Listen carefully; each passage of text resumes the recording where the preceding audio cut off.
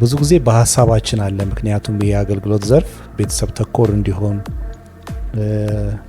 የወንጌል ስርጭትን ተኮር እንዲሆን ብዙ ስናስብ ከቤተሰብ ጋር በተያያዘ ባለው ቢጋራችን ላይ ፊሽ ነው እዛ ሆነም ድምጽ ቀብተን ለመላክ በጣም ብዙ እናስብ ነበር። ግን የእግዚአብሔር ፈቃድ ዛሬ ስለሆነ ጌታ እናመሰግናለን። ዛሬ እንግዲህ ስለ ቤተሰብና ስለ ትዳር ከአንተ ጋር እንወያያለን።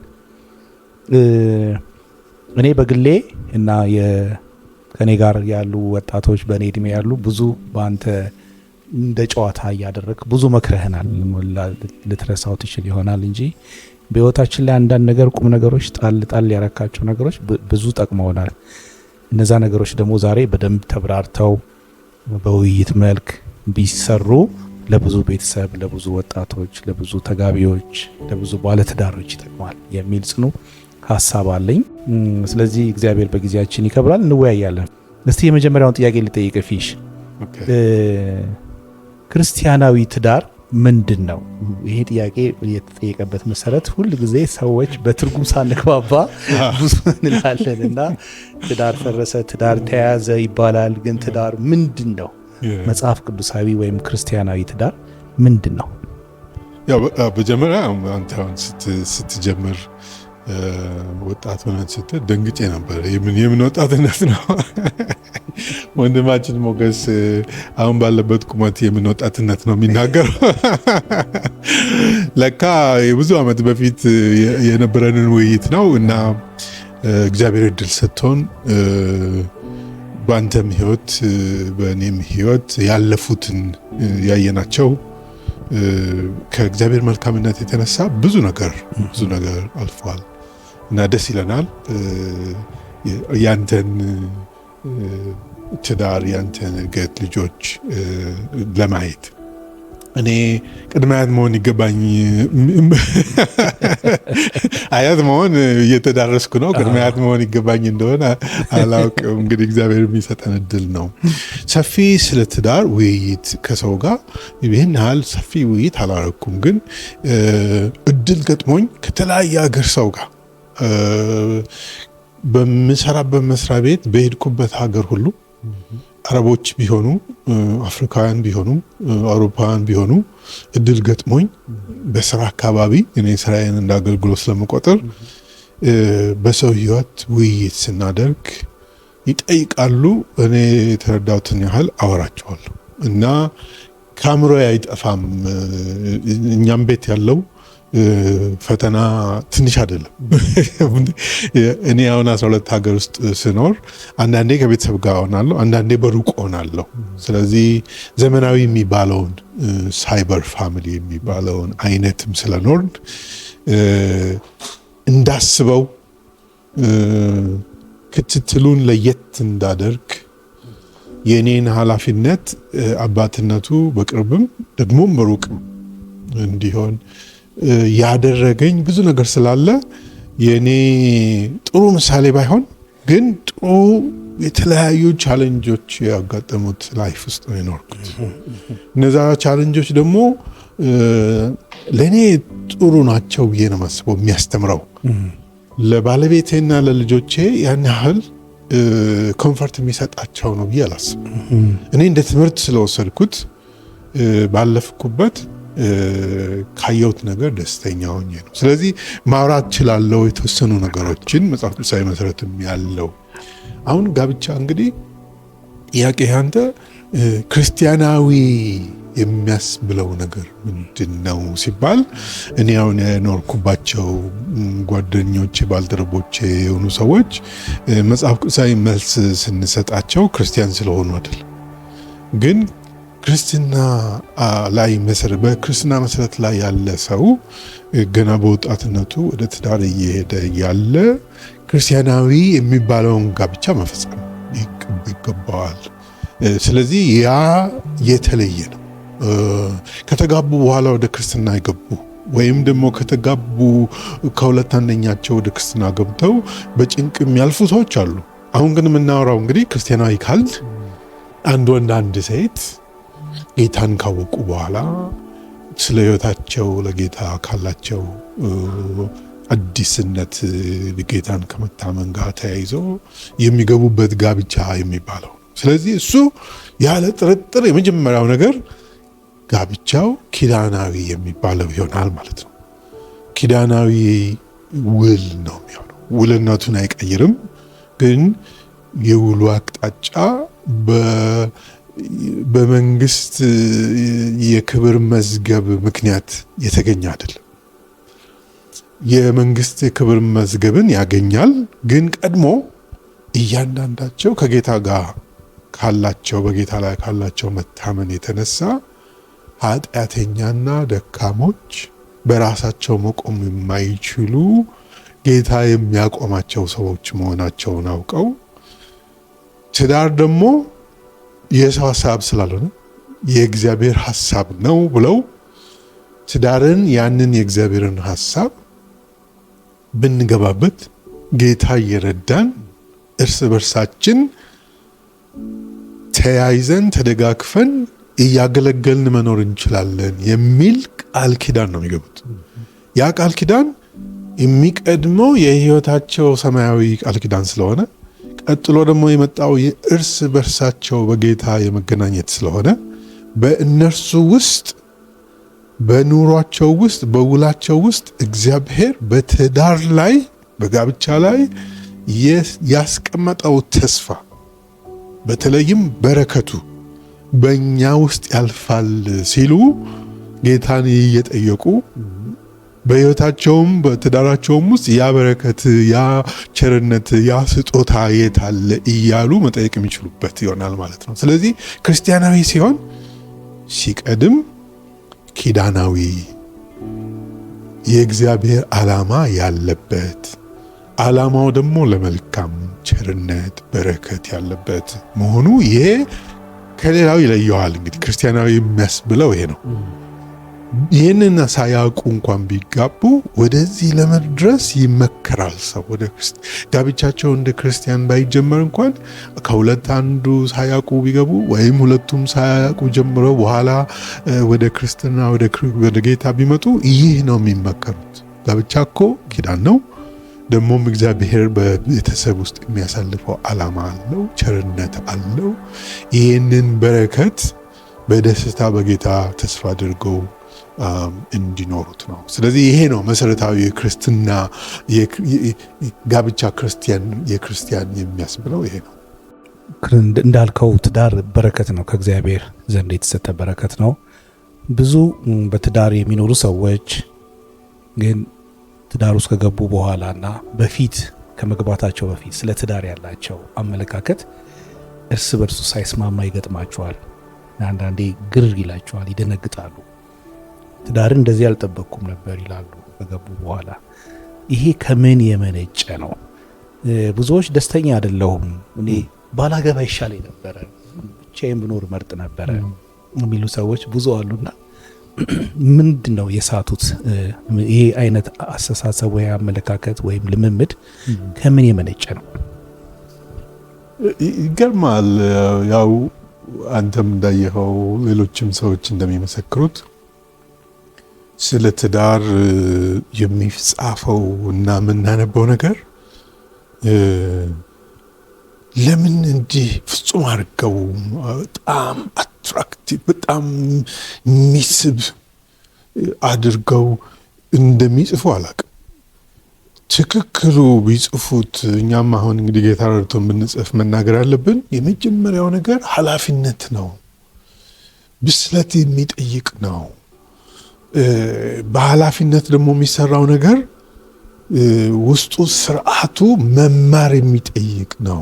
የሆነ የመስማት የመረዳት ጉዳይ ብቻ ሳይሆን የሚደረግ ተግባር ያለው ነው እያሉ አልነገሩንም። በአብዛኛው የስሜቱን በኩል ያለውን በዛ ላይ ስለ ሰርግ፣ ስለ አገባ፣ ልጅ ወለደ፣ ቤት ሰሩ እንደዚህ የሚባሉ ማህበራዊ እርከን ያላቸውን ነገሮች ብቻ እየነገሩን እንትና እኮ አገባ እንትና እኮ እንዲሆነ ሲባል የሆነ ጭማሪ የሚለውን ነገር ነው የሰማነው። ስለዚህ ትዳር ላይ ገና እኔ መጀመሪያ ውድ ባለቤቴ የመጀመሪያውን ግር የሚያሰርግኝ ነገር የሰጠችኝ የሰርጉ ዕለት ነው። ራሱ ሰርጉ ላይ ነው። እኔ ሰው ፊት ቆመን ቆይ እላታለሁ። ለምን ቆይ እንዳልኳት አላየችም። እሷ ቆይ ሶፊ እላለሁ፣ አላየችኝም። ፐብሊክ ላይ ነን ያለ ነው። ሰው እያየ አንዳንዱ ሰው ግር እየተሰኘ እኔ አይቻለሁ፣ እሷ አላየችም።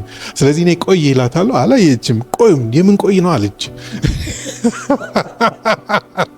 ከዛ ለካ ከባድ ነው፣ የልቤን አትረዳም። ለካ ደግሞ የልቤንም ብትረዳኝ ምን ሆንክ ልትለኝ ነበር ቀጥታ። ሌላ ግርታ ይፈጥራል እኔ እና እሷ ዘነግግ ብንጀምር እና ማሳየት አይቻልም። ስለዚህ የግድ እሷም ባየችው እየሄዳ እኔም ባየሁት ሄጄ በኋላ ነው መግባባት የምንችለው። ምክር ሲደረግ ጋብቻን ደስታ ነው ብሎ የጻፉ ሰዎች የተሟላ ነገር አልነገሩንም። ጋብቻ ውስጥ ደስታ አለ። ከደስታው በላይ ግን እርካታ ነው ያለው። ደስታም ቢሆን የሚያረካ እንዲሆን የሆነ ጊዜያዊ ደስታ ሳይሆን የሚያረካ እርካታ ማለት እንግዲህ ከሰው ተፈጥሮ ጋር የሚሄድ ነው። የሆነ ለጊዜው ብቻ ታይተው የሚቀር ነገር አይደለም። እርካታ ስንል የሚዘልቅ ለነገ ዛሬ ስቀ ነገም ደግሞ የሳክበት ነገር መልሰስ ትዝ ሲል ፈገግ የሚያስብልህ ከሆነ ልብህን ሞቅ የሚያደርግህ ከሆነ ዛሬ ስቀ በኋላ እንዴት እንደዚህ ያደረኩ ምትል ከሆነ ጊዜያዊ ደስታ ነው። ግን የሳክበት ወይም ደግሞ የፈነደክበት ደስ ያሰኘህ ነገር ነገ ላይ ሲታይ ለነገው ይህ ነገር እንደገና መደረግ አለበት የምትል ከሆነ ደግሞም የሳክበት ነገር ለሌላ ለጥሩ ነገር የሚያዘጋጅህ ሆኖ የሚያሻግርህ ሆኖ ስታገኘው የሚደገም ነው። ሆን ተብሎ ታስቦ ያ ደስታ ሁሉ እንዲገኝ በወንድም በሴትም ይደረጋል። መደሰት አለባቸው። ግን ሁሉ ነገር ደስ ያሰኛል ማለት አይደለም። ትዳር ውስጥ ያሉ ነገሮች የመጀመሪያው ልጅ መውለድ አይደለም፣ ለቅሶ፣ ጭንቅ፣ ምጥ ነው ያለው። ምጡ ግን ሲያልቅ ልጅን ማቀፍ ደግሞ ደስታ ነው። ስለዚህ ደስታ ብቻ ነው ብሎ መንገድ ትክክል አይደለም። ስራ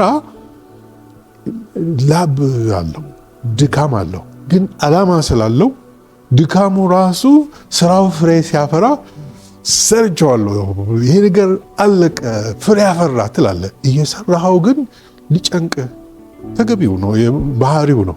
ስለዚህ ትዳር ውስጥ የምናገኛቸው ነገሮች ልክ ነው፣ ደስታ ያስፈልጋቸዋል፣ መደሰትም አለብን። ግን ደስታ ብቻ አይደለም መታየት ያለበት። ትዳር ውስጥ ወደ እርካታ ግቡ። ደስታ ብቻ አይደለም። ትዳር ሁለቱ ብቻቸውን ሊኖሩ ይችላሉ፣ ልጅ ሊወልዱ ይችላሉ። ልጅ ሲወልዱ ልጅ ማሳደግ ኃላፊነት ነው። ጊዜያቸውን ይሻማል። ስራ መቀየር፣ ጥሩ ደሞዝ፣ ጥሩ ትርፍ ያለው ስራ ውስጥ መግባት በቂ ጊዜ መመደብ ሊጠይቅ ይችላል። ስለዚህ የግል ጊዜያቸውን ወደ ስራ ሲቀይሩ ተስማምተው ፍሬውን እየተጠባበቁ የዛን የስራ ውጤት እየተጠባበቁ ጊዜውን በደስታ ሊያሳልፉ የሚገባውን ጊዜ ዋጋ ከከፈሉ ደስ ያሰኛል። ትክክል ነው። ግን ስርዓት መማር ይጠይቃል። መቼ ነው ዝም የሚባለው? መቼ ነው የምንነጋገረው? መቼ ነው የምንጸልየው? መቼ ነው ተነስተን የምንሮጠው? ጠዋት የምንነሳበት፣ ማታ እነዚህ ሁሉ ውይይት ስርዓት ነው። ሁለቱ መካከል ያለው ስርዓት ውሎ አድሮ ደግሞ ወደ ልጆች፣ ወደ ቤተሰብ ውስጥ የሚመጡ ዘመዶች አሉ፣ ቤተሰብ ውስጥ የሚመጡ ጎረቤቶች አሉ። ለነዚህ ሁሉ እና ሄዶ ትዳር ምሳሌ እንዲሆን ነው። ምሳሌነቱ ደግሞ ትልቅ ነው። እንግዲህ ያ ትልቁ ምሳሌነት ደግሞ ከክርስቶስ ጋር የተያያዘ ስለሆነ ስርዓቱ ትርጉም ያለው የሁለቱ ግንኙነት ወደ ደስታቸው ብቻ ሳይሆን የሚያመለክተው ወደሚያፈሩት ፍሬ የሚያመለክት ነው። በዛ ቤት ውስጥ ስለሚመጣ በረከት ነው። ስለዚህ ያን የሚያሳይ ደስ የሚያሰኝ እግዚአብሔር የመሰረተው ከመሆኑ የተነሳ እግዚአብሔር በቤት ውስጥ ደግሞ ዓላማንን ስላደረገ ይህንን ነገር ሆኖ ሲያዩት በውጤቱ እየረኩ ያ እርካታ ትጋት ይጠይቃል። ሆን ብሎ አስቦ ደስታቸውን የሚጨምረው ነገር ጊዜውን ብቻ ሳይሆን የጊዜውን ደስታ ያስፈልጋል፣ የወቅቱ የዕለቱም ያስፈልጋል። ግን የዓመትም አለ፣ የብዙ ዓመትም አለ። ይህን ሁሉ መተለም፣ ይህንን መዘርጋት ስርዓት መማር ይጠይቃል። ከቤተ ዘመድ ጋር እስከምን ድረስ እንደምንቀርብ የቱ ጋር የምናስወጣቸው ስርዓት ነው። ስነ ስርዓት ያስፈልገዋል ማለት ነው።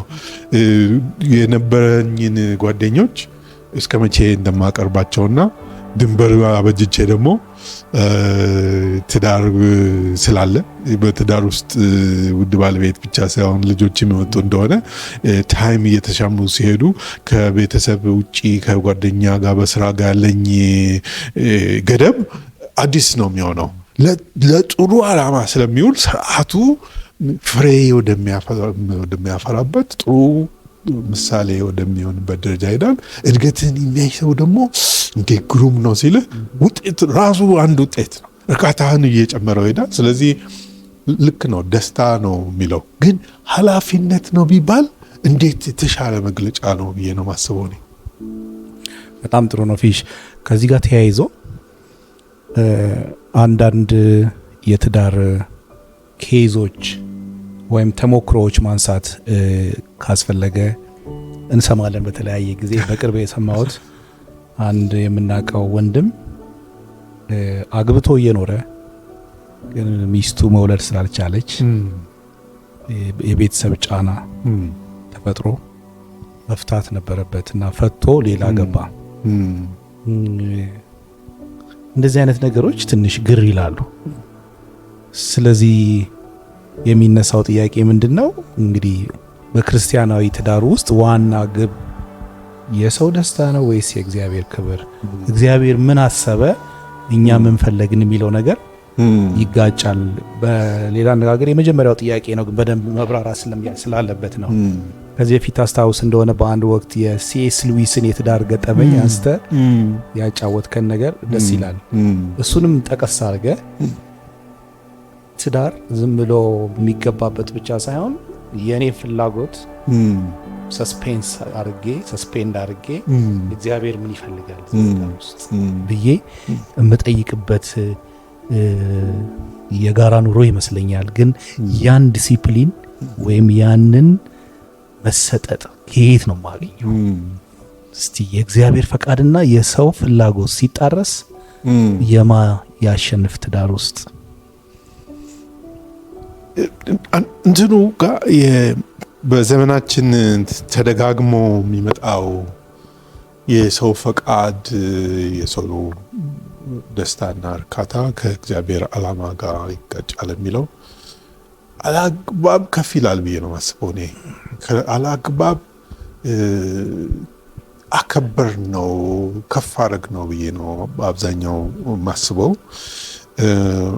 ምክንያቱም ክርስቲያናዊ ጋብቻ ነው አስበን መነሳት የሚሻለው። ምክንያቱም በዓለም ያሉ ሰዎች ሚዛናቸው የአይናቸው ሊሆን ይችላል፣ ሚዛናቸው ስሜታቸው ሊሆን ይችላል፣ ሚዛናቸው ቤተሰብ ሊሆን ይችላል፣ የማህበራዊ ተገቢ የሚባል በሰው ዘንድ የተቀባይነት ያለው ነገር ሊሆን ይችላል። ክርስቲያኖች ከሆኑ ግን ከተጋቡ በኋላ ለሚፈጠረው ነገር ኪዳኑ ላይ ብቻቸውን ሲሆኑ የገቡትም ቃል ኪዳን በሕዝብ ፊትና በዚህ ጉባኤ ብለው ሲሉ በእግዚአብሔርና በዚህ ጉባኤ ብለው የገቡትም ቃል ትልቅ ነው፣ መከበር ያለበት ነው። ስለዚህ ልጅ መውለድና አለመውለድ ትንሽ አይደለም ሲታይ፣ በማህበረሰባዊ ሚዛንም በተጋቢዎቹም አይን ሲታይ ትልቅ ነው። የሚመጣው ዲስአፖይንትመንት ትንሽ አይደለም። ልጅ በቃ ስንወልድ ልጅ እንደዚህ ይሆናል ሊሉ ይችላሉ በጮኝነት ጊዜ። ከዛ ሳይደርስ ሲቀር በጣም አስደንጋጭ እና ብዙዎች ማውቃቸው ሰዎች አሉ ይሞክራሉ። ሳይንሱ መጀመሪያ በጸሎት ከዛ በኋላ ለምን ሳይንሱን ተባሉ፣ በሳይንስም ሞከሩ፣ ምንም አልሆነም። ኩርፊያው እያደገ ሲሄድ ቤተዘመድ ጣልቃ ገብቶ አሁን እንዳልከው አይነት በቃ እንዲህ ካልሆነ እንዴት የሚል እንግዲህ ይመጣል ማለት ነው ሰው። እና ድንበር ማወቅ ያስፈልጋል። እንደዚህ በሚሆንበት ጊዜ የእግዚአብሔርን ዓላማ በሕይወታችን እግዚአብሔር ያለውን ዓላማ አይተን ሳንጨርስ ነው ታምነን የገባ ነው። በቃ ልጅ መውለዳችን አይቀርም በሚል ደፍረን የእግዚአብሔርን ስራ ወስነን አይደለም የምንገባው። ልንወልድ እንችላለን። መውለድ ተፈጥሯዊ ሂደት ነው። ስለዚህ ፕሮባቢሊቲ በእንትን ቢወሰድ ሊሆን ይችል ይሆናል የሚባለው ይወልዳሉ ነው እንጂ ልጅ ላንወልድ እንችላለን ብሎ ግምት ወስዶ የሚያገባ ሰው የለም። ስለዚህ አለማግባት አልፎ አልፎ ማለት አለመውለድ አልፎ አልፎ ያጋጥማል በተለያዩ ምክንያቶች፣ ተፈጥሯዊም በሆኑ ሁኔታዎችም ደግሞ በጤና እክል አንዳንድ ጊዜ ሳይንሱ አሁን እንግዲህ በሚነግረን ደግሞ በሁለቱ መካከል በትውልድ ካላቸው የዝርያ ዘረመል የሚባለው ሲታይ ቢወልዱም ራሱ ጭንቅ ሊሆን ስለሚችል ተብሎ የሚመከሩም ሰዎች አሉ። ሁሉንም አይነት አማራጭ ስንወስድ ሰዎች ካገቡ በኋላ ትዳራቸው ውስጥ ጋብቻቸው ውስጥ ለሚገጥም ማንኛውም ተግዳሮት ታዛዥ ነው መሆን። ለእርስ በርስ ብቻ አይደለም ታዛዥ መሆን ያለባቸው፣ ለሰማይ አምላክ ታዛዥ መሆን አለባቸው። እና እኔ ልጅ ባልወልድ ብዬ አስቤ ያውቃል። ልጅ በማግኘታችን ያለኝ ደስታ ትልቅ ነው እና ይህንን ትልቅ ደስታ አስቤ ልጅ ባንወልድ ኖሮ እንዴት አይነት ጭቅጭቅ ሊኖረን እንደሚችል አስቤያለሁ። በጣም ትልቅ ምክንያቱም በእኔም በኩል በባለቤቴም በሶፊም በኩል ያሉት ቤተሰቦች ለምን አትጨምሩም ነው ጥያቄያቸው የነበረው። ለምን ነው ልጅም አትወልዱት? ጌታን ታምናችሁ ውለዱ እንጂ ነው። ባንወልድ ኖሮ ዝግጁ ነበሩ ማለት ነው። ልጅ ያስፈልጋል የሚል እንዴት ልጅ መውለዱ ትልቅ ነው፣ ትዳሩ ትርጉሙ ልጅ ከመውለድ ጋር ነው እንዲሉ ዝግጁ ነበሩ ማለት ነው።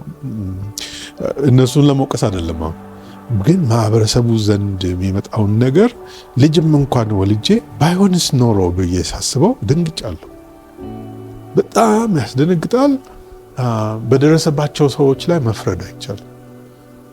በቀላል የሚፈታ አይደለም። ማህበራዊ እሴት የምንላቸው ከልጅ መውለድ ጋር የሚመጣው ግን ሸክም ነው የሚሸከሙት። በትዳር ወቅት ሌላም ምክንያት ቢገጥም ልጅ መውለድ ብቻ ሳይሆን በሌላም ነገር የሚጣሉ በሀብትም የገቢውም ምንጭ በአንድ ሰው ብቻ ሆነ። ከተጋቡ በኋላ እንደተጠበቀው አይነት አይደለም ይህ ሰው ወይም ያቺ ሴት የሚል እና መለወጥ ታየ። ከዛ በኋላ ይሄ ነገር እንዴት ይሆናል መሆን የለበትም ይላል ሰው። ስለዚህ የሚጋቡ ሰዎች የመጀመሪያውን ቃል ኪዳናቸው ከእግዚአብሔር ጋር እግዚአብሔርን ነው ተስፋ ያደረጉት። ምንድነው እንዲሉ እኔ የቅርብ የመከርኳቸው ሰዎች የኢትዮጵያ ሰዎች ስላልሆኑ ቃሎኝ ሊሆን ይችላል እንጂ አዶፕሽን ልጅ ጉዲፈቻ ማድረግ አስባችኋል ወይ? አስበናል፣ ግን መውለድ የሚለውና ማሳደግ የሚለው ሊዋጥልን አልቻለም ብለው በኋላ ግን እግዚአብሔር ረድቷቸው አዶፕት አደረጉ። አዶፕሽን ልጅ ማሳደግ መረጡ። ደስታው እኩል እንደማይሆን ግን ፍንጭ ሰጥተውኛል። እንግዲህ ክትትል አደርጋለሁ፣ ትንሽ ማየት አለብኝ። ውጭ አሁን ሩቅ ለሩቅም ስለሆን ግን ጥሩ አማራጭ ነው። በባህል አለ፣ በኢትዮጵያ ባህል ውስጥ በጣም አለ። እኔ ያደኩበት ባህል ውስጥ ደግሞ በጣም ደግሞ ሰፊ ነው። በእኔ ባደግኩበት በተወለድኩበትና ባደግኩበት ሀገር በወለጋ በዛ አካባቢ ያሉ ሰዎች እንደ ሌላው ሀገር እዚህ አካባቢ እንደምትሰማው ጉድፈቻ ነው ተብሎ አንድ ሰው ደፍሮ መናገር አይችልም። ክልክል ነው። አንድ ጊዜ ልጅ ከወሰዱ በኋላ በሕፃንነት ነው የሚወስዱት። ልጃቸው ነው፣ ወሬው የለም፣ ይጠፋል።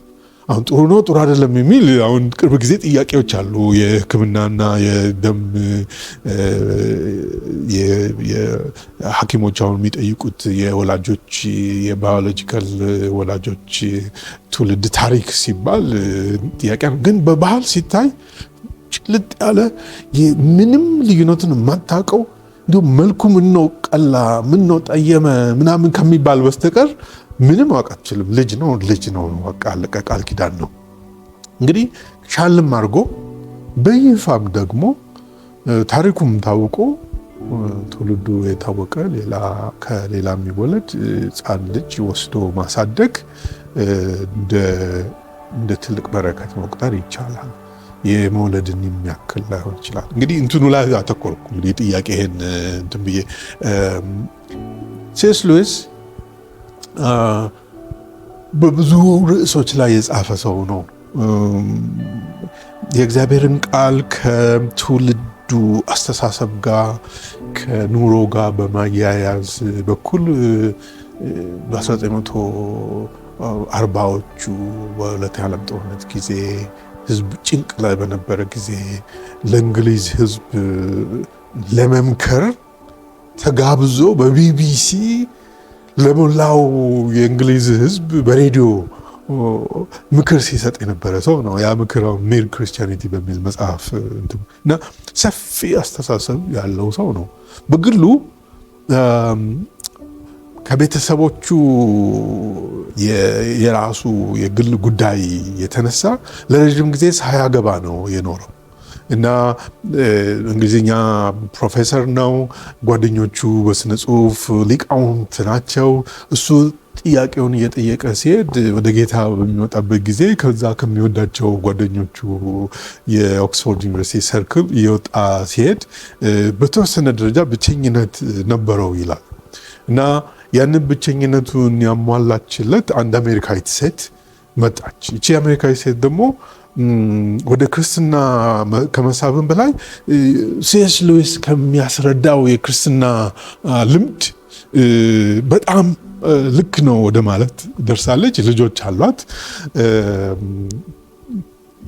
እሷ አሜሪካዊ ስለሆነች እሱ እንግሊዛዊ ስለሆነ ከጊዜ በኋላ ወደ ሀገሯ ወደ እንግሊዝ ሀገር ወደ አሜሪካ ለመመለስ ፍላጎት አልነበራትም እና ባሏም ደግሞ ሁኔታውን ካየ በኋላ ወደ ፍቺ ያመሩ።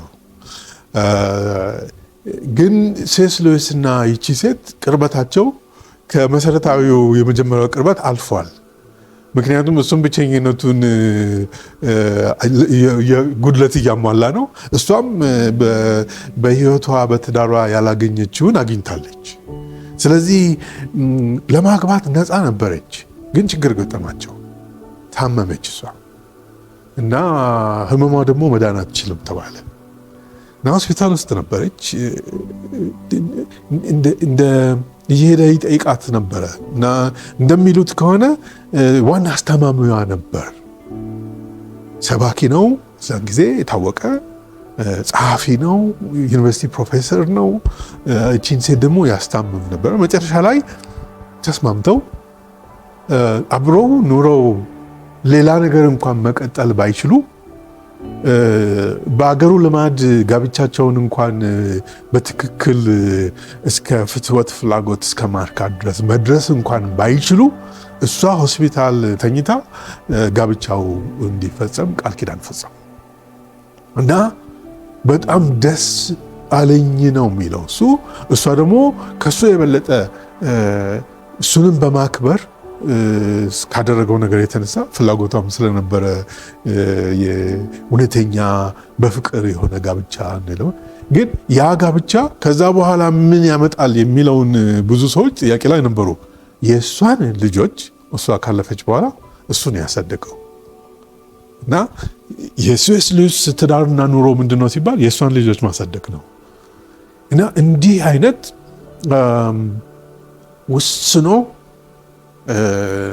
አይቶ ኃላፊነቱን ወስዶ ልክ ደግሞ እንደሚያስተምረው አድርጎ ነው ይህንን ትዳር ላይ የገባውና ሌሎችም አቅጣጫ ማየት ይቻላል በሲኤስ ሉዊስ ሕይወት።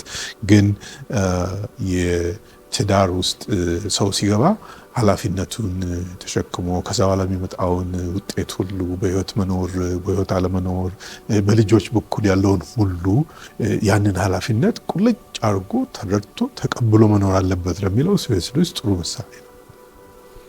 በጣም ደስ የሚል ውይይት ነው። ፊሽ መጽሐፍ ቅዱስ ባሎች ሚስቶቻቸውን ክርስቶስ ቤተክርስቲያንን እንደወደደ እንዲወዱ ያሳስባል።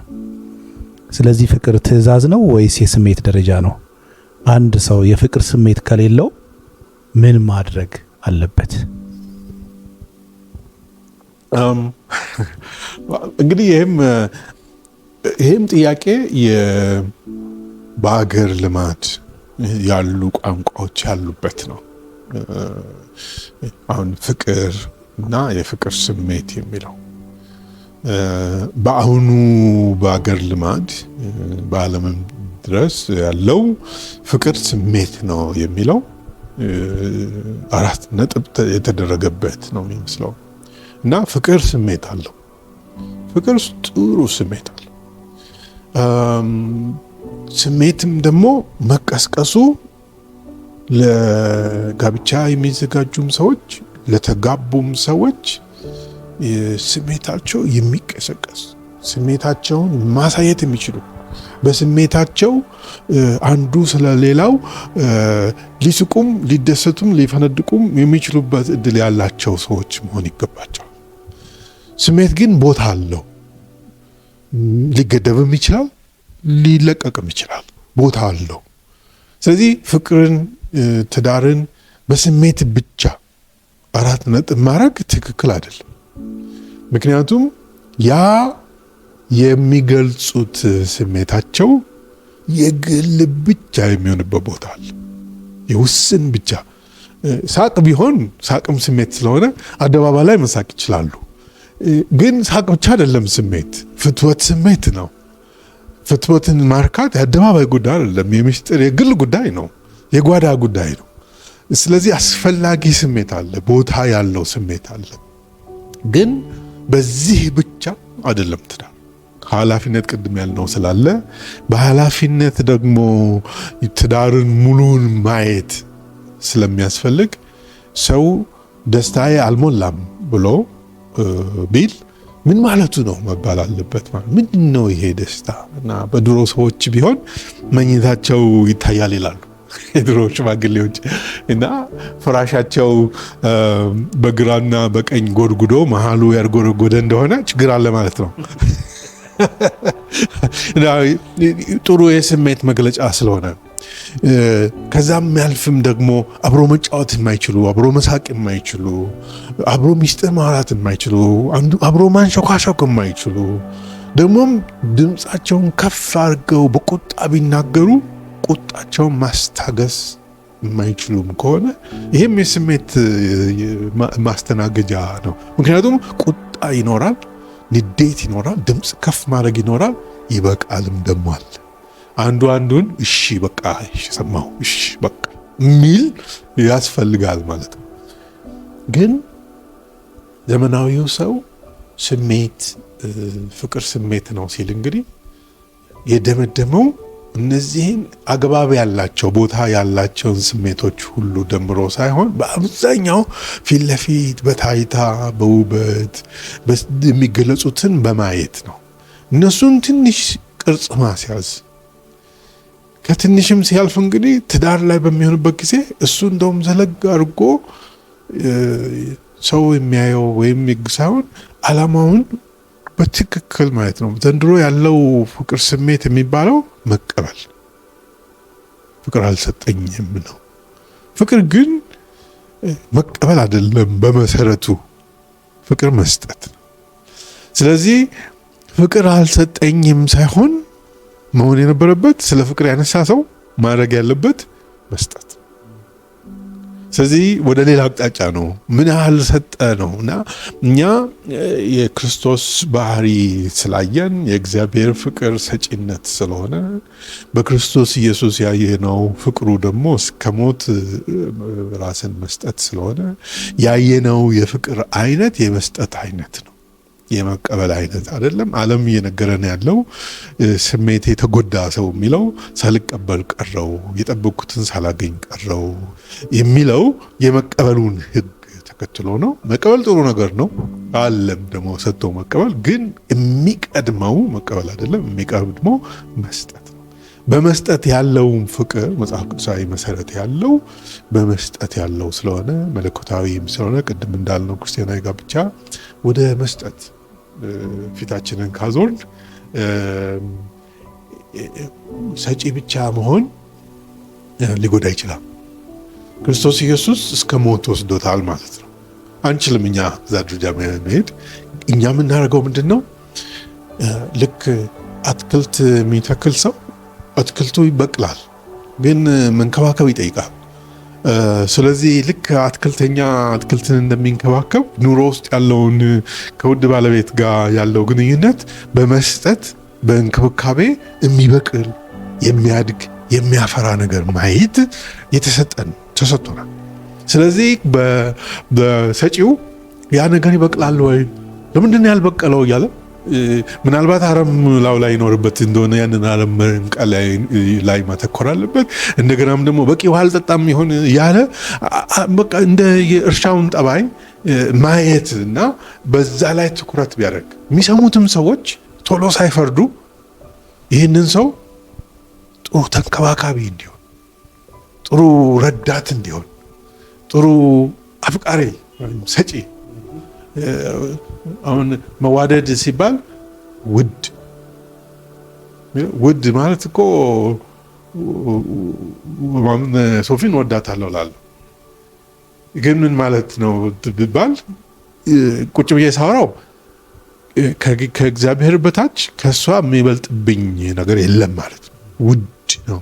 ለምንም በቃ ማናቸውም ነገር ከፍላለሁ ከእሷ ጋር ለመሆን ማለት ነው ውዴ ካልኩ፣ እሷም ወደዋለሁ ካለች ይሄ ማለት ነው ውድ ማለት።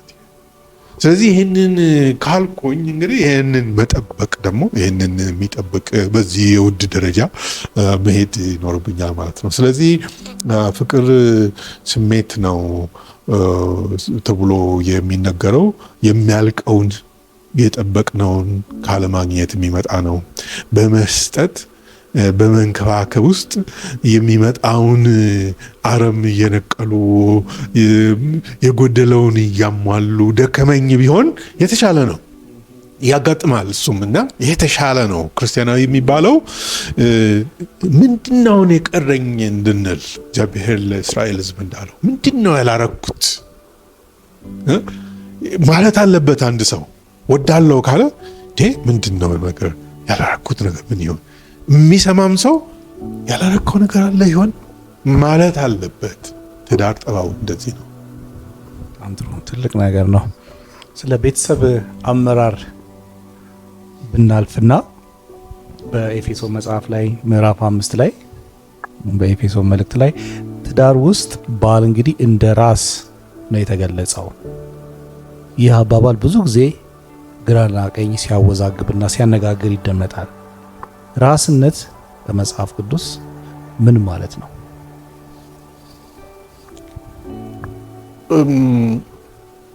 ቶሎ ብዬ ነው በጣም ገብቶኛል ብዬ ባልናገር ደስ ይለኛል በዚህ ላይ። ምክንያቱም በመጀመሪያ ቃሉን ዝም ብለን እንጥቀሰውና እንትን ነው እዚህ ጋር አሁን ቃሉ ሲነበብ ክርስቶስ ደግሞ የቤተ ክርስቲያን ራስ እንደሆነ እሱም አካሉን የሚያድን እንደሆነ ባል የሚስት ራስ ነውና ይላል።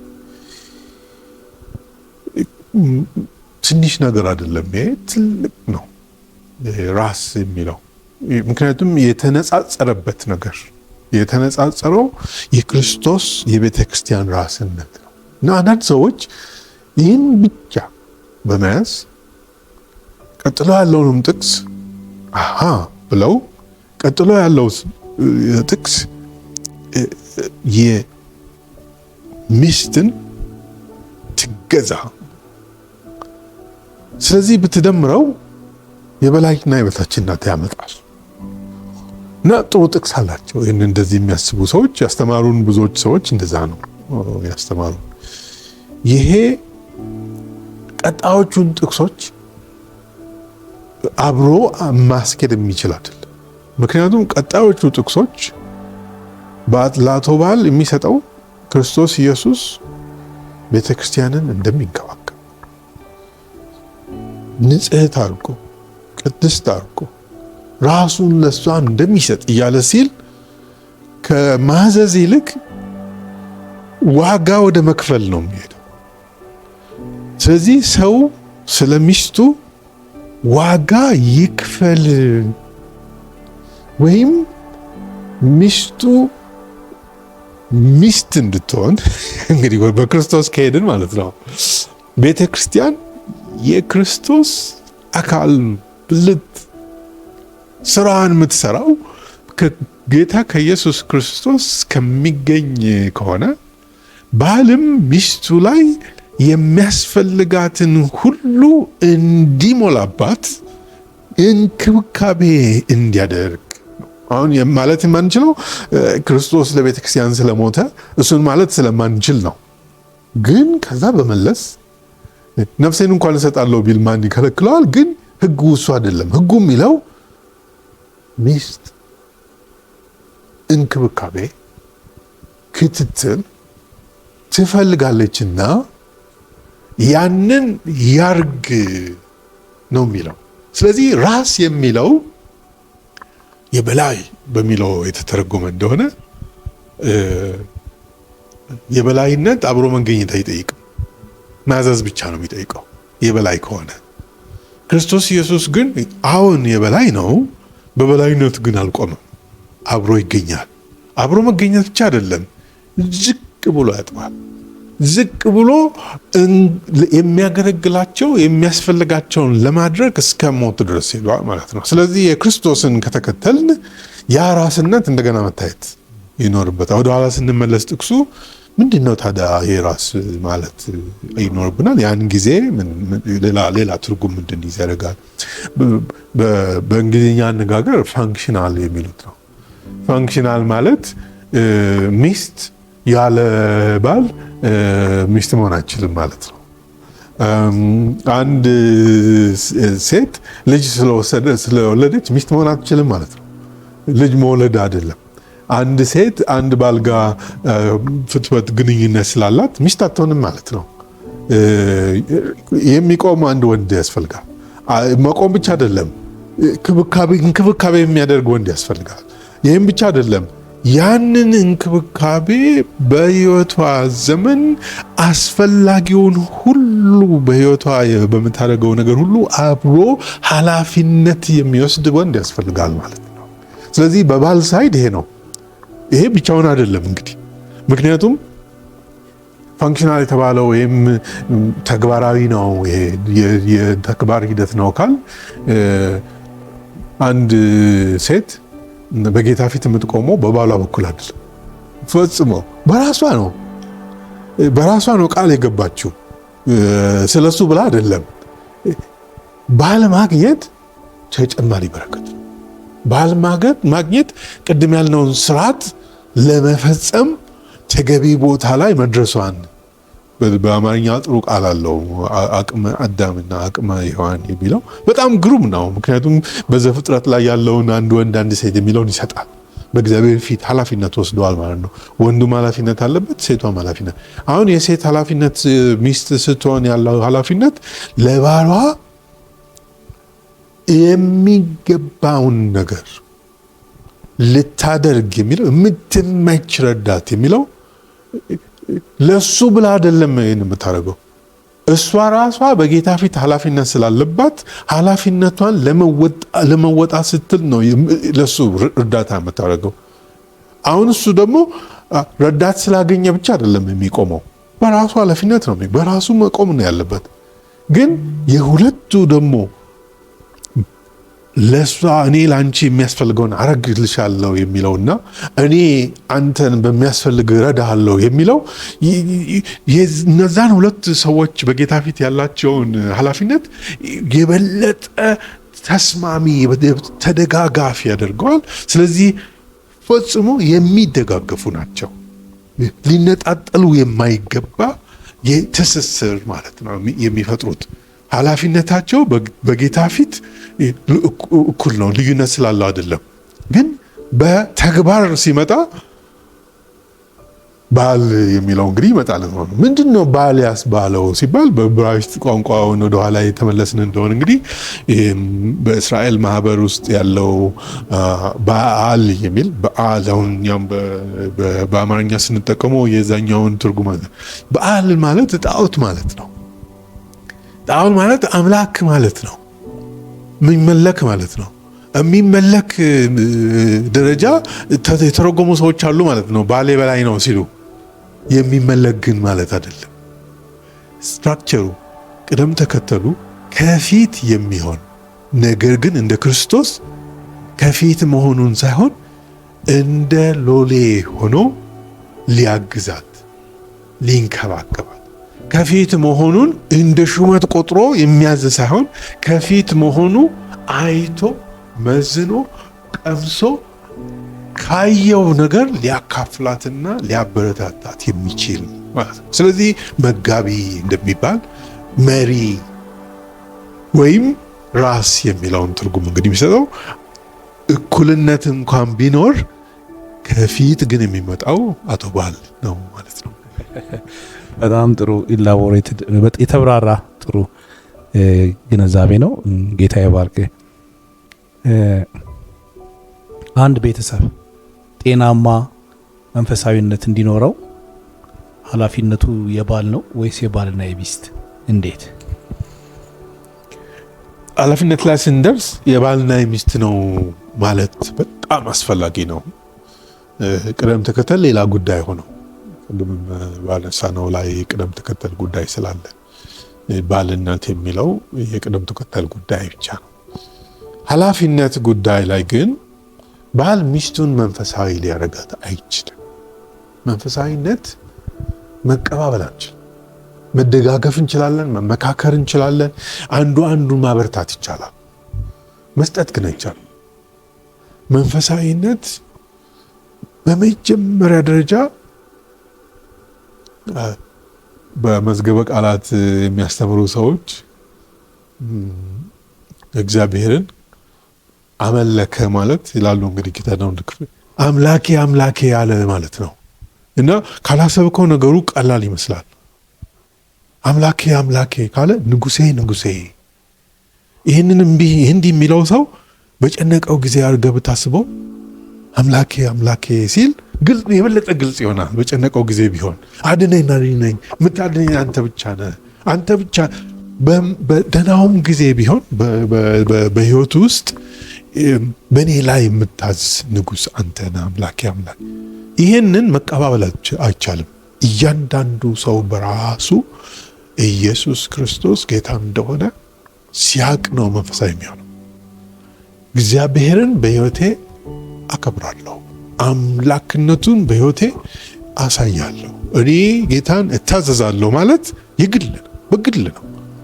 ይህን መታዘዝ አብረን ጌታን እየታዘዝን ሲባል ያ የጋራው ነገር አብሮ መሆንን ያመጣል። በትዳር ውስጥ ያ ነው። ማን ይቅደም ቢባል ቅድም እንዳልነው የእግዚአብሔርን እንደ አምላክነቱ መጠን በቤታችን ውስጥ የማክበር ጉዳይ የባል የኔ ነው። እኔ ነኝ የዚህን ኃላፊነት ጎበዙ እኔ ነኝ፣ በጣም መንፈሳዊ እኔ ነኝ ማለት አይደለም። ኃላፊነቱ ግን እኔ ላይ ነው። ውድ ባለቤት ከኔ ጠንካራ ነች፣ በጸሎት ጠንካራ ነች፣ በክትትል ጠንካራ ነች። ስለዚህ ታስታውሰኛለች ማለት ነው።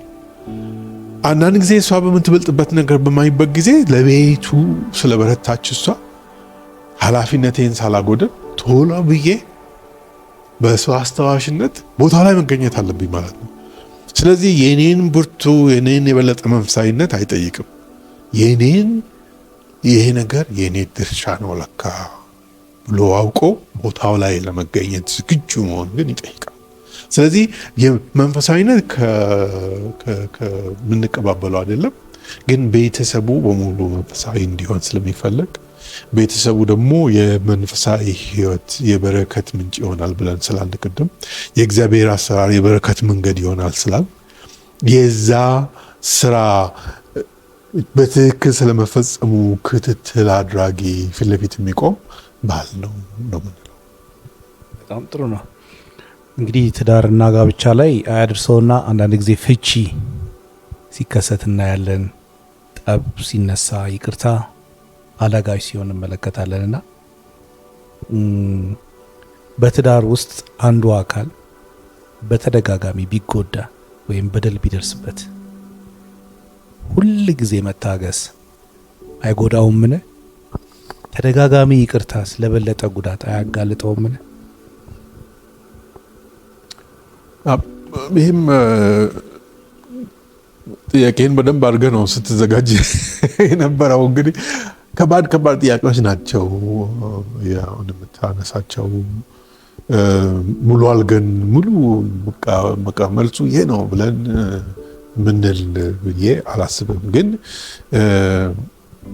መጽሐፍ ቅዱሳዊ መሰረት አለው ነገር ልንል የምንችልበት የምንደፍርበት ነገር ብዙ ስላለው በእያንዳንዱ ሰው ቤት በእያንዳንዱ ሰው የህይወት ልምድስ ምን ኖሮ ነው የሚለውን ማግኘት አንችልም። ባለጉዳዮቹ ቦታው ላይ ያሉ ሰዎች ናቸው።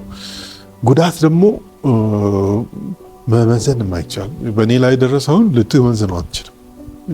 የእያንዳንዱ ሰው ሸክም ለራሱ ነው እንትን የሚለው የሚታወቀው እና ደግሞ መጠኑንም ደግሞ ሲያውቅ ጌታችን ለእያንዳንዳችን የምንፈተንበትን ደረጃ መጥኗል፣ ከምንችለው በላይ እንዳይሆን አድርጎ ማለት ነው።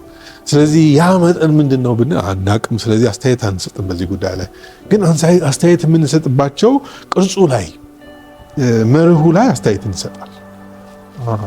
ስለዚህ አንድ ሰው በትዳሩ ውስጥ ባለትዳር ሆኖ የማልችለው ነው የሚለው ነገር ምን ነው ያስብላል ማለት ነው። ምንድን ነው? በተለይ በእምነት የሚኖሩ ከሆነ ሰው በጌታ እያለ ጌታን መታዘዝ ያቅተዋል። ጌታን መታዘዝ የሚያቅተው ሰው ምንም ጥርጥር በሌለው መንገድ በትዳሩ ላይ ሸክም ያመጣል። ጌታን የማይታዘዝ ሰው ጥሩ ባል ጥሩ ሚስት መሆን አይችልም። ምክንያቱም ጥሩ ባል ጥሩ ሚስት ለመሆን ፕሪንሲፕሉ የክርስቶስ ኢየሱስ ስለሆነ በክርስቶስ ኢየሱስ መርህ የማይኖር ሰው ጥሩ ባል መሆን አይችልም፣ ጥሩ ሚስት መሆን አትችልም። ስለዚህ ችግሩ መንፈሳዊ ነው የሚሆነው በአብዛኛው አቅቶኛል የሚል። ሌላው ደግሞ አቅጣጫ አቅቶኛል ያለው ሰው ሲፈተሽ አንዳንድ ጊዜ ኤክስትሪም የሆነው ሁሉ አልፎ የሚያጋጥም የሚታየው ወይ ባል ወይ ሚስት በግልጽም እኔ እኮ የጌታን የምትለውን ወይም የምትይውን አልችልም የሚል ሰው አለ ትዳር ውስጥ ነው። ስለዚህ አሁን ችግሩ ነቅቶ ያቺ ሚስት ወይም ባል መንፈሳዊ ምክር ያልሰጡ ወደ መንፈሳዊ ምክር አቅጣጫ ያልወዱ እንደሆነ ትዳራቸው ውስጥ ሸክም እየሆነ ይሄዳል። ሸክሙን ግን ምናልባት ትኩረት ሳይሰጠው ቆይቶ ነው እንጂ አንዱ ወገን መጉዳትን የጎዳው ነው እያለ ሳይሆን ጥቅሜን ነው የምፈልገው እያለ ነው። አሁን ያን ጊዜ ጥቅሜን ነው የምፈልገው የሚል ሰው ኖሮ እኔ ላንተ ደጋፊ ነኝ፣ እኔ ላንቺ ረዳት ነኝ የሚለው ላንጉዌጅ አይሰራም። የትዳርን ላንጉዌጅ ትቷል ያ ግንኙነት። ምክንያቱም ጥቅሜን አስከብራለሁ ብሏል አንዱ። ጥቅሙን የሚያስከብር ሰው እስካለ ድረስ ትዳር ችግር ላይ ወድቋል። ያንን ሰው ነው እንግዲህ ምንድን ነው ምን ውስጥ ነው ያላችሁት የሚለው በእያንዳንዱ ሰው ስለሚታይ ፊት ለፊት ቶሎ ስለማይታይ ደግሞ ስንናደድ ምን ስንል ደግሞ ንግግራችን ጥሩ አይደለም። የጊዜውን ብቻ ሰሚው ሊገባው የሚችለውን ብቻ የመነጋገር ልምድ እንጂ ከምን ተነስተን እንደተቋሰል ከኋላ ተነስቶ ነገሮችን አምጥቶ ወደ መጎዳዳት ደረጃ ያደረሰን ይሄ ነው የሚል የጥሞና የእርጋታ ምክር ልምድ የለም። ማወራወር ነው ያለው። ባህሉም ደግሞ ይፈቅዳል ይሄንን እና ጥሩ ባህል አይደለም በዚህ ጉዳይ ላይ ያለን። ሰውም ደግሞ ቶሎ ይፈርዳል። ስሩን አይም ከመሰረቱ ደግሞም ትዳርን አክብሮ እንዳይፈርስ ከመጠንቀቅ አይናገርም። ሰው እንደዚህ ከሆነ ምንድነው ምናምን ብሎ ቶሎ ነው የሚናገረው። ክርስቲያን የሆነው ወገን ግን ቅድም ያልከውን ይጎዳል ያልከው ይጎዳል። በቃ እኔ የክርስቶስን መንገድ ነው የምከተለው ያለው ሰው ይጎዳል። በደንብ ነው የሚጎዳው። ይህ ጉዳቱም ደግሞ እንግዲህ ይገባል አንልም እንጂ ሸክም ነው፣ ትልቅ ሸክም ነው። ትልቅ ድጋፍ ይጠይቃል። አብሮ ያሉ ደጋፊዎች ሰዎች ድዝሩን እንኳን ባያውቁ ምን ነው ያላረከው ነገር ይኖር ሆይ ካንተ የጎደለ ነገር ይኖር ወይ? እኔ አሁን የምችለውን አድርጌያለሁ እያልኩ ሰው መጥቶ ኢዮብን ማለት እኮ ነው እኔ የምችለውን አድርጌያለሁ። አሁን መካሪ ይመጣና ይሄን ሳታረቅ ቀርተህ ነው ይሄን ሳታረቅ ቀርተህ ነው ሲል ያ ብስጭት ያደርጋል። ግን ይሄን መንፈሳዊ ሰው ከሆነ በሰው አይበሳጭም፣ ወደ ጌታ ይመልሰዋል። የእግዚአብሔርን እጅ እስኪያይ ድረስ ይጸልያል። ያ ሰው ዘሎ ይብቃ አይልም። ስለዚህ ዘሎ ይብቃ ለማለት ዋጋ ያስከፍላል። እንደ ክርስቲያን ልክ ነው። ጉዳቱ ግን ከባድ የሚሆንበት ሁኔታዎች ብዙ ናቸው።